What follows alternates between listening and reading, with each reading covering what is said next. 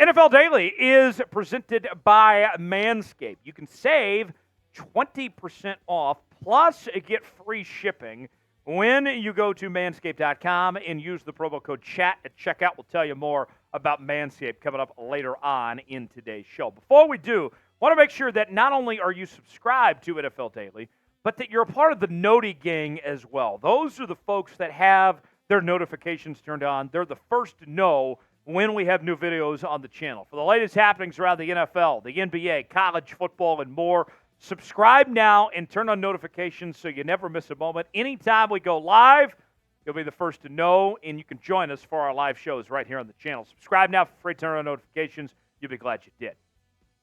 Our first question in the mailbag today comes from Jake the Dog. Jake writes in, who would be a good fit to sign Justin Madubuike from the Baltimore Ravens? Great question, Jake the Dog. First off, Justin Madubuike coming off a fantastic campaign in 2023 with 13 sacks, really just came into his own and looked like one of the best defensive linemen in all of football. And now the Baltimore Ravens have a decision to make, okay? What are they going to do about Justin Madubuike? Because the Ravens don't have a ton of money to spend at the moment. Now, granted, you'll have some cap cuts and you'll shift some money around, so you'll try to open up some space. But you can't afford to sign everybody if you're the Baltimore Ravens with 20-plus free agents that team has. And I think realistically for the Baltimore Ravens, what it's going to come down to is they're going to have to make a choice. They cannot afford to re-sign both Justin Madubuike and Patrick Queen. They're likely going to have to choose one or the other. And if I'm the Baltimore Ravens, I'm choosing Madubuike between the two. And I'm letting Patrick Queen either franchise tag and trade him or walk, whatever it may be, if I have to choose between the two here. I think that Madubuike is too important. Defensive linemen don't grow on trees. You already drafted Trenton Simpson last year with the expectation of him essentially replacing Patrick Queen at some point in time. I think that's the best bet, is that where Madubuike goes is right back to where he was before, to the Baltimore Ravens. That's what I would expect. I think that's his best fit there, and the Baltimore Ravens would love to have him back. Our pinned comment today, where will Justin Madubuike play next season? Will it be with the Baltimore Ravens, or will it be somewhere else?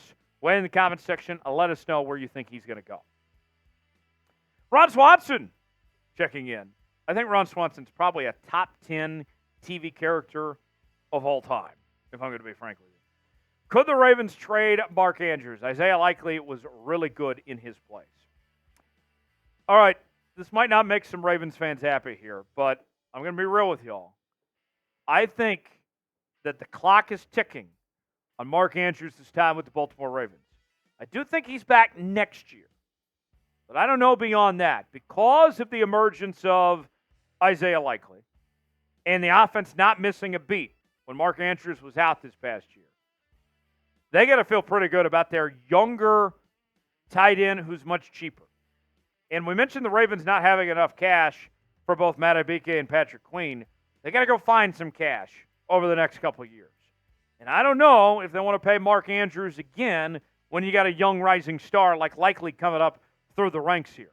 I don't think they trade him now, but I do think that end is near of Mark Andrews' time with the Baltimore Ravens, just because they need that money, and they've essentially already found his replacement at this point in time.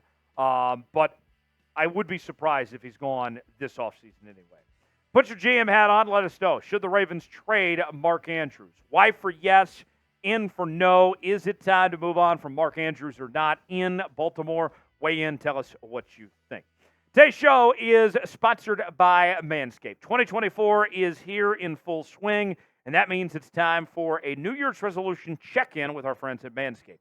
Newsflash, it's never too late to level up your grooming game and keep your bush tamed. Manscaped's new Lawnmower 5.0 Ultra is every man's cheat code to look good, feel good, and turn the page on confidence this year. Whether you're going for a trim or that clean-shaven look, this trimmer has you covered. Trusted by over 10 million men worldwide, now is your time to get a grip on your grooming with our exclusive offer. Go to manscaped.com, use code CHAT for 20% off plus free shipping. Ball is dropped, but don't drop the ball on your balls. Now, Let's talk about some of the products we got here. We got the MVP of 2024, Manscaped's 5th-generation lawn mower. It's not just a trimmer, it's your grooming sidekick. And it's also equipped with 2 skin-safe blade heads as well, just so you can keep your little boys safe down there.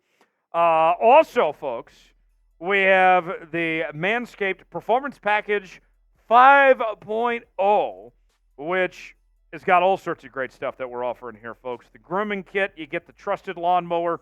You also get the Manscaped's ear and nose hair trimmer and essential aftercare products with the Crop Soother Ball Aftershave Lotion and Crop Preserver Anti-Chafing Ball Deodorant, because nobody wants stinky balls. Get 20% off and free shipping with code CHAT at manscaped.com. Embrace a new you, and definitely embrace a new trimmer, courtesy of Manscaped. The link is in the comments and description of today's video. Check out Manscaped today and start saving now. You'll be glad you did. All right, this question's got me a little fired up. Cottage81 writes, is Baker overrated? Overrated? What? Went to the Pro Bowl this year, played on a $4 million contract. What are we talking about? What is there to overrate with this guy?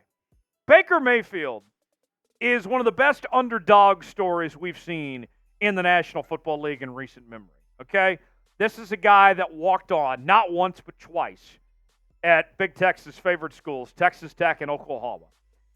He was told he was too short, that he wasn't good enough, still goes out and wins a Heisman Trophy, takes Oklahoma to the college football playoff, still finds his way to be the number 1 overall pick, okay?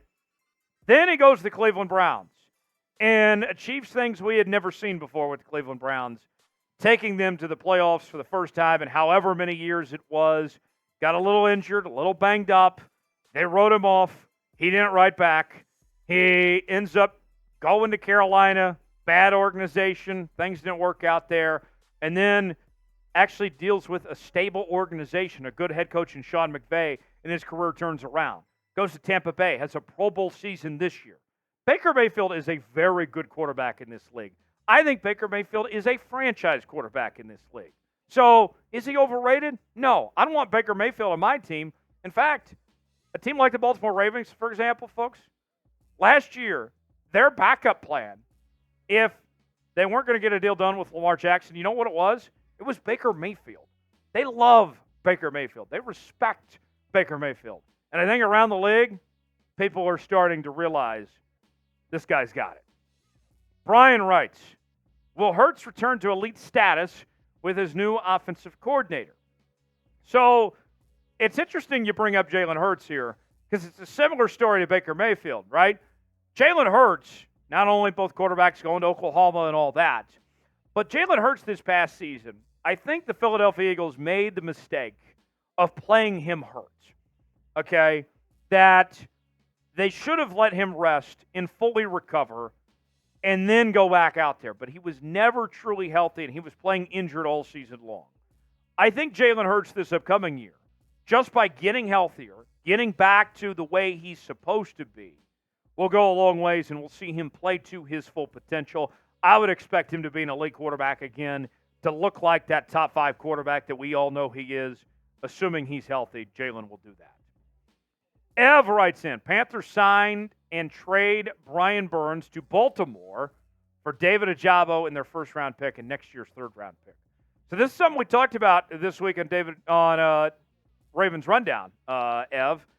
I like the idea of Brian Burns in Baltimore. To me, that's an intriguing idea to bring him in. It would not be cheap, the draft capital and the trade to make it happen. I wouldn't have a problem if I'm Baltimore departing from David Ojabo when he hasn't really been on the football field much the last couple of years. I think that could make sense. And if you're the Carolina Panthers, you're still not going to be good anytime soon. You got to start thinking about, okay, when is the time to move on from Brian Burns and try to get something while we can to match up our timeline correctly? Last question comes in from XX Epic Jet XX. I wouldn't want to check his browser history. What team do you think is most likely to spend big in free agency? The Texans? Texans will be one of those teams. I think the Commanders will be one of those teams. I think the Bears will be one of those teams. Whoever's got cap space, essentially, is going to be throwing some cash out there this free agency period. So, with that, before we go, let's ask you one more question. Give us a bold prediction for the 2024 NFL season. Not too early to be looking at a 2024. Give me a bold prediction. The bolder, the better. The hotter, the spicier. We love it all here on the channel. Subscribe now. Appreciate you joining us, and we'll see you next time.